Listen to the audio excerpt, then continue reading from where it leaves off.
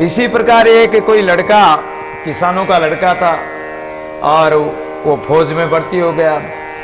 फौज से जब छुट्टी लेके आया तो वो अटैची वगैरह सूटकेस लेके आया।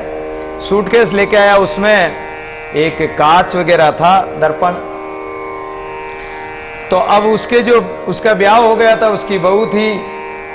पत्नी ने एक दिन वो सूटकेस खोल के देखा तो उस कांच में देखा कि पतिदेव मुझे देख के अपनी मुछ्या संवारते हैं, अपने बालों को सही करते हैं, अपनी पगड़ी सही करते हैं, अपने वस्त्र सही करते हैं।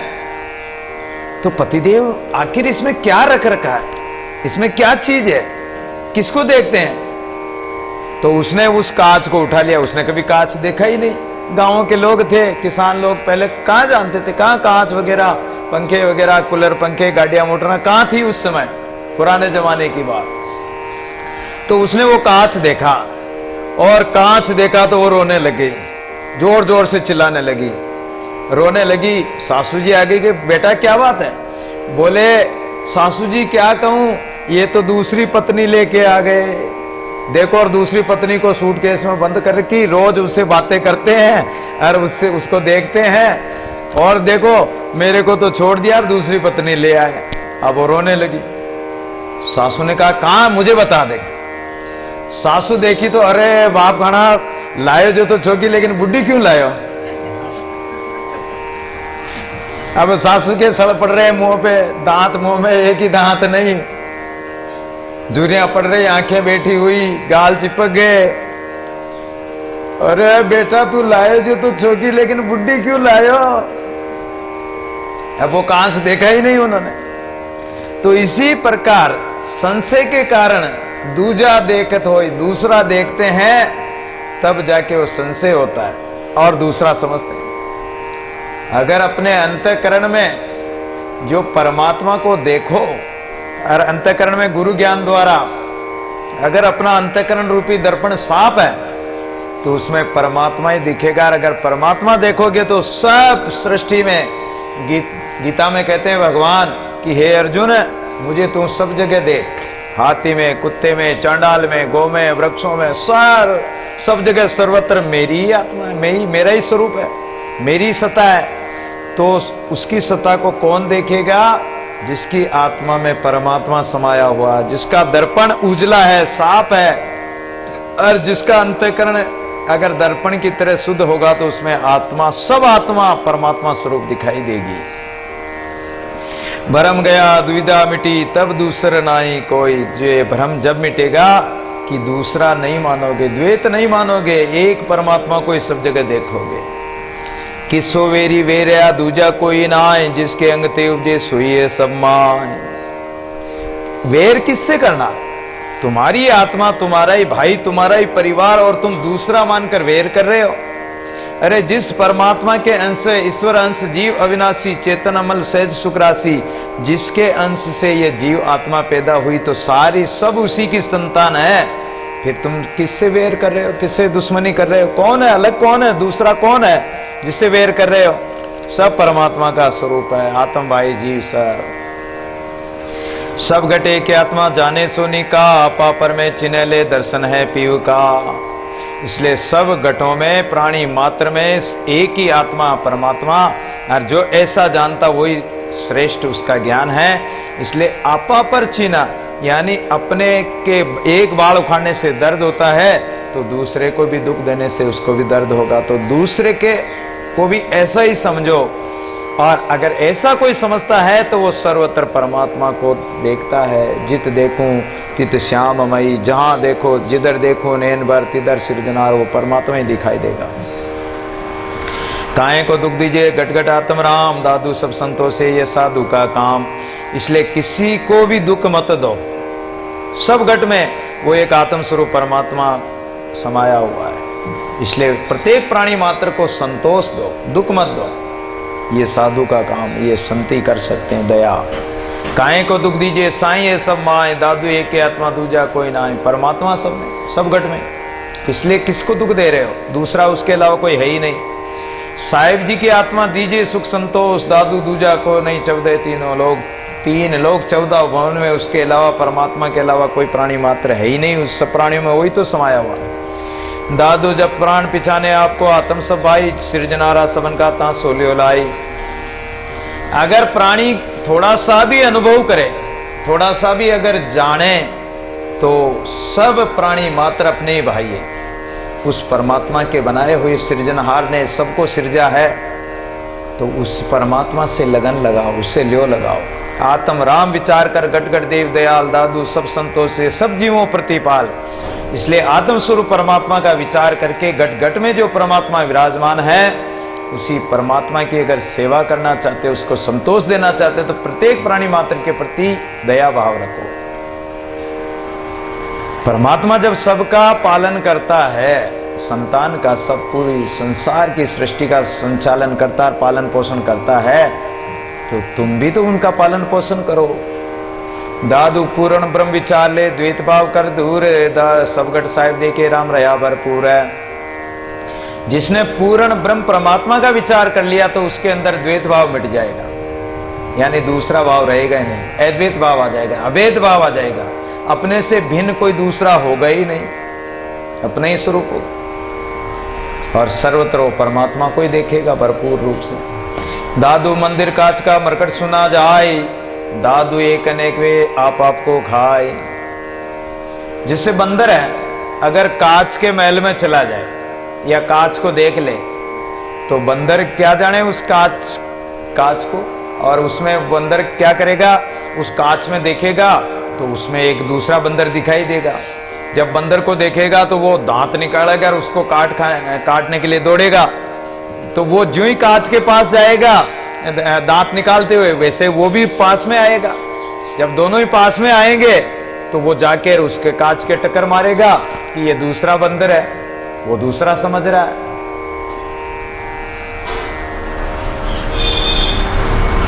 तो इसलिए अपने आप को नहीं जानने के कारण वो दूसरा समझ रहा है, दूसरे से वेरभाव कर रहा है। आत्म भाई जीव से एक पेट परिवार है, दादू मूल विचारे तो दूजा कौन गंवार है। इसलिए सब जीव प्राणी मात्र अपने एक ही पेट से पैदा हुए, एक ही परमात्मा के पेट से पैदा होने से एक ही परिवार के, और वो मूल परमात्मा है, दूसरा कोई है ही नहीं। मूर्ख प्राणी, गंवार प्राणी इस बात को नहीं जानते। दादू सुखा से जे कीजिए नीला भाने नाई, काय को दुख दीजिए साहिब सब माई। सुखा से जे कीजिए, दादू जी महाराज जब ईडवा ग्राम मारवाड़ में डेगाना के पास, वहां एक दुजनदास जी दादू जी महाराज के शिष्य एक इमली का दांतुन तोड़ के लाए कि लो महाराज दांतुन कीजिए। दादू जी महाराज ने कहा कि अरे संतों, हरे पेड़ को नहीं सताना चाहिए, मेरा राम तो सूखी लकड़ी से ही मंजन कर लेगा। एक बार तोड़ लिया, उसको पानी में गला दो, वो कई दिनों तक चलता रहेगा।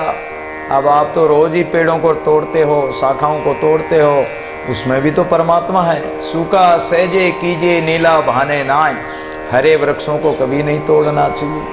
काहे को दुख दीजिए, उनको क्यों दुख देते हो, वो भी तो एक जीव आत्मा है, उसमें भी तो परमात्मा है। और जैसे दूसरा समझते हैं इसी से तो दुख होता है, श्वान होता है, कुत्ता होता है, अगर उसको कांच के महल में भेज दो तो वो भुस भुस के ही मर जाएगा। कांच के महल में देखेगा कि दूसरा कुत्ता कहां से आ गया, दूसरा कुत्ता नजर आया कि कुत्ता तो भौंकने लग जाएगा, और भौंकते भौंकते ही मर जाएगा। तो उसको कितना दुख होता है दूसरा मानने से, नहीं जानने से। ऐसे ही हम भी संसार में दूसरा मान रहे हैं कि स्त्री अलग, पुरुष अलग, बेटा अलग, पति अलग, पशु अलग, पक्षी अलग, प्राणी अलग, वृक्ष अलग, सब अलग अलग मान रहे हैं। एक आत्मा को नहीं देख रहे हैं, उस परमात्मा को नहीं देख रहे हैं।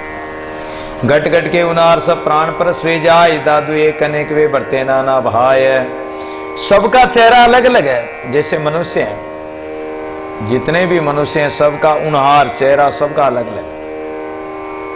शरीर एक ही है, बनावट एक सी है, लेकिन सबका चेहरा, चेहरे की बनावट, चेहरे का रूप, चेहरे का स्वरूप सबका अलग अलग है। इस कारण से प्राणी भेद में आ जाता है कि वो अलग वो अलग है। दादू एक अनेक वे बरते नाना भाई, एक होने पर भी अनेक मान रखें। परमात्मा तो एक ही है, एक से ही तो अनेक हुआ। एक ही दीपक से अनेक दीपक जलाए, उन दीपकों के अंदर आग अलग अलग नहीं है, एक ही आग है। एक ही सोने से आभूषण बनाए, आभूषण अलग अलग लेकिन उसमें एक ही सोना। मिट्टी के एक ही मिट्टी से अनेक बर्तन बना दिए, लेकिन बर्तन सब उसमें कारण रूप मिट्टी तो एक ही है। उसी प्रकार परमात्मा सब में एक है, लेकिन बरते नाना भाई। संसारी प्राणी अलग अलग भाव से और बरत रहे हैं उनको। आए एक कंकार सब साईं दिए पठाए, दादू न्यारे नाम धर भिन्न भिन्न वे जाए। उसी एक परमात्मा से सब पैदा हुए हैं, लेकिन संसारी प्राणियों ने भ्रम से अनेक नाम धर दिए, सबके अलग अलग नाम धर दिए, अलग अलग बना दिए, भेदभाव कर लिया। आए एक कंकर सब साईं दिए पठाए, आदि अंत सब एक दादू सहज समाए। तो उसी परमात्मा के बनाए हुए हैं, परमात्मा ने ही भेजे हैं, और आदि अंत सब एक। पहले मिट्टी थी और बर्तन मिलकर फूटकर कहां जाएंगे, मिट्टी होंगे। तो अंत में तो एक ही होना, वापस उस परमात्मा से पैदा हुआ, परमात्मा में वापस समाना है। दादू सहज समाई, अंत में उसी में समा जाएंगे। आत्म देव आराधे विरोधे नहीं कोई, आराधे सुख पाए विरोधे दुख होय। इसलिए जीव मात्र के प्रति वेर भाव न रख के जीवों के प्रति दया भाव रखो, उसकी आराधना करो, उसको संतोष दो, उसको पालन करो। विरोधे नहीं कोई, किसी से वेर विरोध मत करो। आराधे सुख पाइए, किसी प्राणी को हम सुख पहुंचाएंगे, उसका भला करेंगे तो वो भी हमें सुख पहुंचाएगा। और अगर विरोध करेंगे, दुश्मनी करेंगे, तो हम क्रोध करेंगे, क्लेश करेंगे, उसको अगर अपमानजनक शब्द कहेंगे, गाली गलौज देंगे, मारेंगे पीटेंगे, तो हमारे अंदर भी तो क्रोध आएगा, हमें भी तो क्लेश होगा। तो आत्मा का अगर विरोध करेंगे तो हमें भी उसके साथ साथ दुख उठाना पड़ेगा, दुश्मनी का दुख, और रात दिन दुख बना रहेगा। अगर कोई दुश्मन बना लोगे, वेरी दुश्मन पैदा कर लोगे, तो रात दिन तुम्हें चिंता रहेगी कि वो दुश्मन न जाने कब हमारे परिवार कर दे, कब हमें मार दे, कब मौका दे के हमें कुछ कर दे। तो कितना आपको भी दुख उठाना पड़ेगा। जो आपे देखे आपको यो जे दूसरा हो, तो दादू दूसरा नहीं दुख न पावे कोई। जैसे अपने को देखते हो, जैसे अपने को सुखी चाहते हो, अपने को और आराम से रखना चाहते हो, तो दूसरों को भी वैसे ही सुख पहुंचाओ, दूसरों को भी वैसा ही साथ, उनके साथ भी वैसा ही व्यवहार करो जैसा आप चाहते हो। तो फिर दूसरा कोई होगा ही नहीं, दुख होगा ही नहीं। दादू सम कर दे के कुंजर कीट समान, दादू द्विधा दूर कर तजापा विमान। सम कर दे के सबको समान दृष्टि से देखो।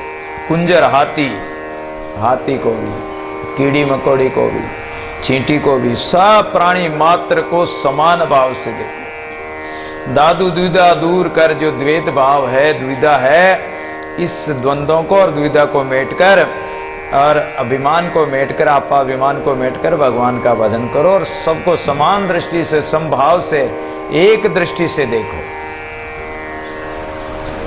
अब यहां एक दृष्टि में देखने का बहुत बड़ा एक रहस्यपूर्ण बात है। अब जब हम आंखों से देखेंगे तो कुत्ता कुत्ते के रूप में दिखेगा, गाय गाय के रूप में दिखेगी, भैंस भैंस के रूप में दिखेगी, जानवर पशु पक्षी अपने अपने रूप में दिखेंगे। आप बताओ एक दृष्टि से कैसे देखोगे? बताओ, कोई बता सकता हो? एक दृष्टि से देखने का मतलब है कि आप किसी जीव को मन वचन कर्म से एक तो दुख मत दो, किसी भी जीव को, किसी भी प्राणी मात्र को अपने से दुख ना चलाकर आप किसी को दुख मत दो, किसी को। और सब में अपनी आत्मा को देखो, अपनी आत्मा को इस प्रकार देखो कि जैसे कुत्ता है, अब कुत्ते के अंदर भी तो परमात्मा है, उसके अंदर बोलने वाला चालने वाला तो परमात्मा है।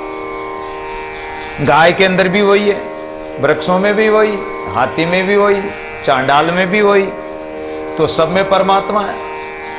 अब परमात्मा आपने देख लिया और परमात्मा है, भाव है, लेकिन व्यवहार में आपको सबके साथ उसके अनुसार व्यवहार अलग अलग निभाना पड़ेगा। पुत्र के साथ पुत्र का व्यवहार, मां के साथ मां का व्यवहार, माता पिता के साथ, पत्नी के साथ पत्नी का व्यवहार, पति के साथ पति का व्यवहार, गाय के साथ गाय का व्यवहार। गाय अगर घास खाती तो उसको घास खिलाओ, उसको रोटी देने की आपको जरूरत नहीं है। चलो देते हो रोटी, अच्छी बात है, लेकिन वो तो घास से उसका पेट भरेगा, आपकी एक रोटी से उसका पेट थोड़ी भर जाएगा। अगर कुत्ता है, कुत्ते को रोटी दोगे तो उसका तो पेट भर जाएगा। तो उस आत्मा को आप रोटी देकर भी उस आत्मा की सेवा कर सकते हो, उसमें दया भाव रख सकते हो। गाय है, भैंस है, कुत्ता बिल्ली है, जानवर है, वृक्ष आदि है, कबूतर है, चींटियां हैं, बंदर है, इन सबको उसकी खुराक देकर आप उसको उसकी सेवा कर सकते हो, अब परमात्मा का स्वरूप समझकर। लेकिन व्यवहार सबके साथ अलग अलग होगा। व्यवहार में आत्म दृष्टि से देखोगे तो सब में एक ही आत्मा, एक ही परमात्मा। तो देखने का नजरिया तो एक आत्म स्वरूप ही होना चाहिए। व्यवहार अलग अलग होगा, निभाना पड़ेगा आपको व्यवहार तो अलग अलग। अगर व्यवहार अलग अलग नहीं निभाओगे तो ये संसार चल ही नहीं सकता। इसलिए आत्मदृष्टि से सबको देखो और उनके साथ वैसा ही व्यवहार करो, किसी को दुख मत दो, कष्ट मत दो। यही दया निर्वृत्ता के अंग का कहने का तात्पर्य दादू जी महाराज का। दादू अर्श खुदाई का अजरावर का थान, दादू सो क्यों ढाइए साहिब का निशान। तो वो परमात्मा कहां है? अर्श आकाश में विराजमान है। आकाश तो ऊपर है, लेकिन वो आकाश में विराजमान है। तो क्या पृथ्वी पे नहीं है? क्या पातालोक में नहीं है? वो सब जगह है। लेकिन अपनी वृत्ति को, अपने भाव को ऊपर उठाओ, ऊपर उठाकर और अपने प्राणों को ऊपर उठाकर जो परमात्मा विराजमान है सहस्त्र दल में, ऊपर में विराजमान है, उस अजर अमर